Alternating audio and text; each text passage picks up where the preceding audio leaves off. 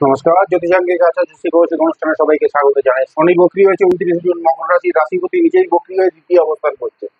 একটি কথা আছে, এই সময় গোচরে যখন 2, 4, 5, 7, 9, 10, 11 এইসব ভাবে যখন কোনো গ্রহ অবস্থান করে বক্রি হয়, তখন কিন্তু সে তার সর্বাধিক শুভ ফল প্রদান করে। আর এমনি মকর রাশির এখন সময় খুব একটা খারাপ যাচ্ছে না। একে তো শনি বক্রি হয়েছে, দ্বিতীয়ত সাড়ে শেষ পর্যায়ে চলছে। আর কর্মের দৃষ্টিকোণ থেকে দেখলে এ মাসটি ভীষণই কিন্তু অনুকূল আছে, জুলাই মাস। আর মাসের শুরুতে দশমপতি শুক্র আর রবির সাথে একসাথে, অষ্টমপতি রবি একসাথে ষষ্ঠে অবস্থান করায় সমস্যা কিন্তু অনেক কম থাকবে, অনেক কমে যাবে। ষড়যন্ত্রকারী সহকর্মীরা সময় সময় কিন্তু শত্রুতা করবে, কিন্তু আপনি বুদ্ধিমত্তা দিয়ে তাদের দমিয়ে রাখতে পারবেন, এক পদক্ষেপও আপনার ক্ষতি করতে দেবেন না, যার ফলে তারা হতাশ হবে এবং আপনি আপনার কাজে দৃঢ় থাকবেন এবং কর্মক্ষেত্রে আপনার আধিপত্য বজায় রেখে চলতে সক্ষম হবেন। 7ই জুলাই শুক্র সপ্তমে প্রবেশ করবে, যেখানে বুধ আগে থেকেই অবস্থান করছে। সপ্তম গত 29 জুন বুধ কিন্তু সপ্তমে চলে গেছে কর্কটে।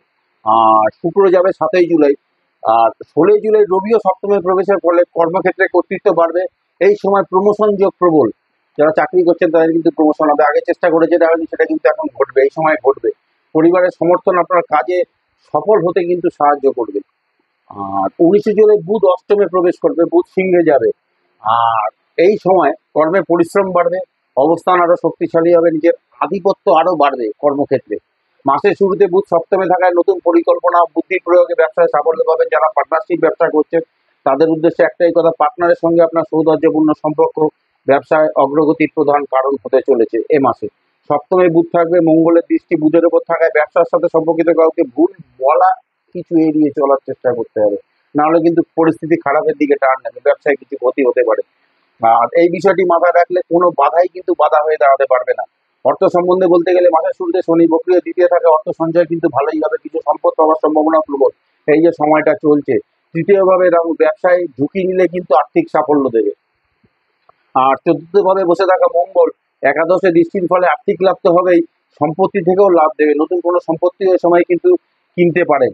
মাসের প্রথম দিকে রবি শুক্র ষষ্ঠে থেকে দ্বাদশে দৃষ্টির ফলে ব্যয় বাড়বে, এই জায়গাটা একটু মাথায় নিয়ে চলতে হবে। 19 জুলাই বুধ অষ্টমে যাবে, যার ফলে কিছু গোপন ব্যয়ের পরিস্থিতি কিন্তু সৃষ্টি হবে।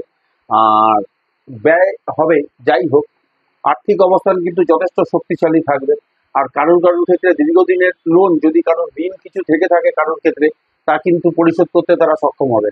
যারা শেয়ার কেনা বেচার সঙ্গে যুক্ত, তারা মাসের 15 তারিখের পর থেকে আর্থিকভাবে ভীষণই লাভ বাড়াবেন।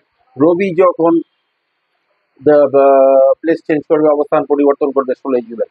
আর রবি শুক্র মাসের শুরুতে ষষ্ঠে থাকার ফলে যারা দীর্ঘদিন ধরে অসুস্থ ছিলেন তাদের কিন্তু খুব তাড়াতাড়ি সেরে ওঠার সম্ভাবনা রয়েছে। মঙ্গল 12 জুলাই বিশ্ব রাশিতে যাবে এবং 19 জুলাই বুধ অষ্টমে সিংহ রাশিতে যাবে, যার ফলে এই সময় মঙ্গলের দৃষ্টি বুধের ওপর থাকবে। অপারেশন যোগ এবং দুর্ঘটনা যোগ প্রবল, এই সময়টা সতর্ক থাকতে হবে। আর চতুর্থে শনির দৃষ্টি থাকায় মায়ের শরীর নিয়েও কিন্তু সমস্যা থাকবে, দীর্ঘ ভ্রমণ এড়িয়ে চলা প্রয়োজন, নাহলে কিন্তু সমস্যায় পড়তে পারে। আর পঞ্চমে বৃহস্পতি পুরো মাস থাকবে, বিশতে পুরো মাস বৃহস্পতি থাকবে, যার ফলে প্রেমজ সম্পর্ক বিবাহে পরিণতি পাবে। 12 জুলাই মঙ্গল পঞ্চমে বিশ্ব রাশিতে যাবে, ফলে মাথা গরমের কিন্তু একটা প্রবণতা বাড়বে।